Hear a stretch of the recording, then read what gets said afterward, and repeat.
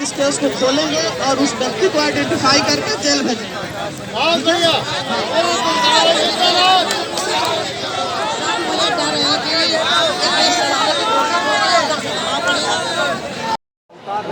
नहीं होता है फिर रोड जाम लड़ाई चाहिए ना, दंगा चाहिए। अभी बात कर रहे रोड चालू हो जाए, रोड चालू करा दो। आधार पे हम इसमें 100%, मतलब इसमें तो कोई डाउट ही नहीं हो सकता कि 100% मैं बता रहा हूँ कि जैसे क्लू मिलेगा, जैसे आइडेंटिफाई होगा, इस मामले में गिरफ्तारी होकर प्रॉक्यूट लगेगा। 376 जो भी इसमें सुसंगत धारा है उसमें पकड़ के हम लोग जेल भेजेंगे। उसके अलावा इस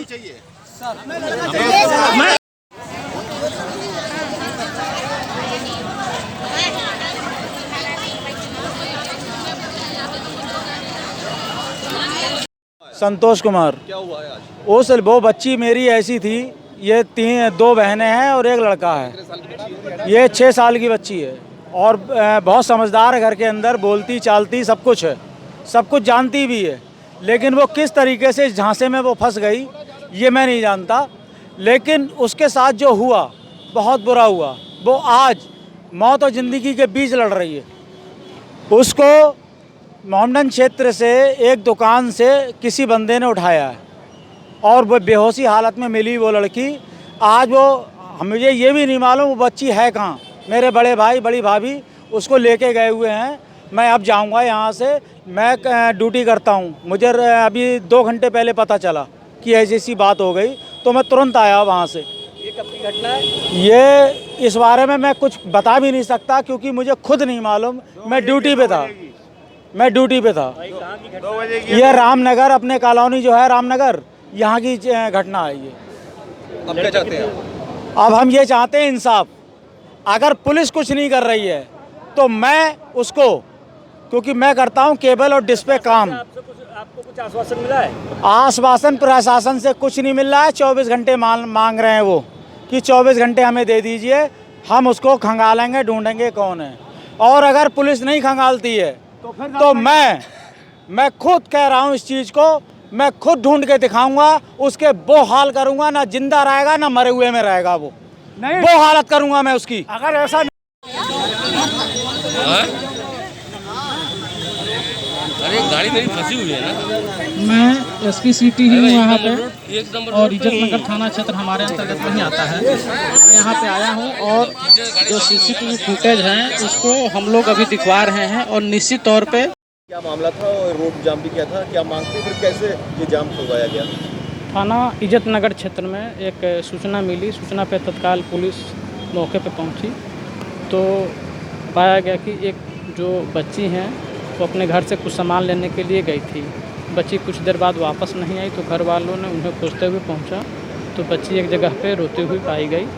घर वालों ने पुलिस को सूचना दी और जिसमें पता लगा है कि बच्ची के साथ कोई दुष्कर्म जैसी घटना हुई है। तत्काल प्रभाव से बच्ची को मेडिकल परीक्षण के लिए जिला अस्पताल में भेज दिया गया है। घर वालों के द्वारा अभी कोई तहरीर नहीं दी गई। घर वालों के द्वारा जैसे ही तहरीर दी जाएगी उसके आधार पे जो सुसंगत धारा है उसके अंतर्गत हम मुकदमा पंजीकृत कर लेंगे। अभी जो है पुलिस की जो इसमें 4 टीमें लगा दी गई है। सभी टीमें जो है अलग अलग जगहों पे जो सीसीटीवी फुटेज है उसको देखा जा रहा है। बच्ची से भी पूछताछ की जा रही है। बच्ची जो भी कुछ लीड रहेगी उसके आधार पे और जो सीसीटीवी फुटेज जो हम देख रहे हैं और आसपास के लोगों से भी जानकारी की जा रही है। जो जानकारी हासिल होगी और जो मुकदमा सुसंगत धाराओं में लिखा जाएगा उसके आधार पे इस पर हम लोग तुरंत जो भी विधि कार्रवाई होगी उसको हम करेंगे और जो भी इसमें व्यक्ति दोषी पाया जाएगा उसको गिरफ्तार करके मैक्सिमम इसमें हम लोग जो भी कार्रवाई होगी करवाएंगे। प्रथम दृष्टया क्या लगेगा, क्या रेप को है बच्ची के साथ? जो अभी ये मेडिकल रिपोर्ट जो आ जाएगी, मेडिकल रिपोर्ट में जो भी तथ्य सामने आएगा उसके आधार पर इस पर कार्रवाई की जाएगी। सर मैं 3:30 अपने चौराहे बैठ हुआ था। मेरी एक बहन भागती हुई आई, मेरे को बोली कि लड़की अपनी पड़ी हुई मोहल्ले की। हम उसे उठा के लेकर आए। लड़की बहुत बुरी हालत में थी। हम मुस्लिम बहुत क्षेत्र में थी वो। समझो कि हमें चाहिए इंसाफ। तो आपका कहने का मतलब ये है कि वो मुस्लिम बहुल नहीं, नहीं नहीं, सर, ऐसा कुछ नहीं है। ऐसा वो एरिया में जाति धर्म का हो गया। ये कोई नहीं। मेरी बात सुनो, पहले मेरी बात सुनो सब लोग। पहले मेरी बात सुनो। पहले जो बात है, अरे लड़की निकली थी 1:30 बजे। देखिए 1:30 बजे बच्ची कार्डबोर्ड लेने के लिए निकली है घर से। 2 कार्डबोर्ड लेने गई, एक कार्डबोर्ड लेके घर आ गई। सेकंड कार्डबोर्ड लेने के लिए वो अपने बाबा से पैसे लेने आती है पाकड़ पे 10 रुपए। वहाँ से लेके कार्डबोर्ड लेके घर जाती है, वो घर नहीं पहुँच पाती है। उसी बीच में उसके साथ कुछ हो जाता है और उसके बाद वो 3:30 के बीच में वहाँ पे कॉर्नर पे खड़ी मिलती है रोती हुई। तो उसके सामने एक जस्ट पार्लर है, वो निकल के उसको उठा के बैठालती है, वो बैठालती है बेंच पे, वो बेंच पूरी रेड हो जाती है। उसके बाद उसे वो निटालती है तो वो पूरी चटाई रेड हो जाती है। उसी वक्त वो बेहोश हो जाती है लड़की।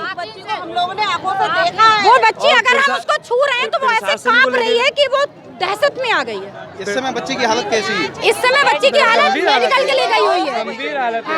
और प्रशासन कह रहा है, ये कह रहा प्रशासन कह रहा शांति रखो, शांति रखो।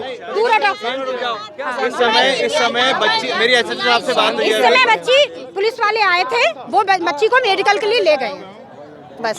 हाँ, मैं भाजपा से हूँ, जिला महामंत्री हूँ।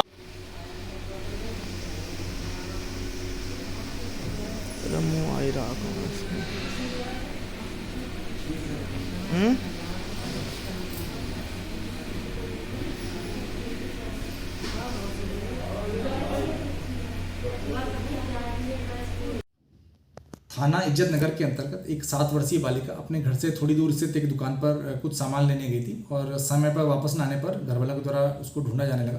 तो एक दुकान वाले के द्वारा उस जो बालिका है वो उसको ढूंढा गया, तो दुकान के बाहर ही वो रोती हुई अवस्था में मिली थी। घर वालों के द्वारा इसमें दुष्कर्म की आशंका जताते हुए एक तहरीर दी गई, जिसमें पुलिस के द्वारा तत्काल ही मुकदमा धारा 376 EB और पॉक्सो एक्ट के अंतर्गत पंजीकृत किया गया है। जो बालिका है उसको मेडिकल परीक्षण के लिए भेज दिया गया है, उसका मेडिकल परीक्षण चल रहा है। मेरे द्वारा बालिका से जो बातचीत की गई है उसके आधार पे उसके द्वारा कुछ महत्वपूर्ण सुराग बताए गए हैं और आस पड़ोस के रहने वाले ही किसी व्यक्ति के द्वारा ऐसी घटना को अंजाम दिया जाना बताया जा रहा है। 5 टीमें पुलिस के द्वारा यहाँ पे लगी हुई हैं और उसमें CCTV फुटेज देखा जा रहा है और जल्दी इसमें जो अभियुक्त है उसको गिरफ्तार करके उसके विरुद्ध कठोर से कठोर कार्रवाई की जाएगी। इसमें जो कुछ लोगों के द्वारा इसमें ये भी बताया जा रहा है कि मौके पे जाम लगा था, तो पुलिस के द्वारा मौके पे जल्द वहाँ पे पहुंचकर जो लोग थे उनको समझा बुझाकर जो उनको डिस्पर्स कर लिया गया था और मौके पे ऐसी वर्तमान में कोई स्थिति नहीं है।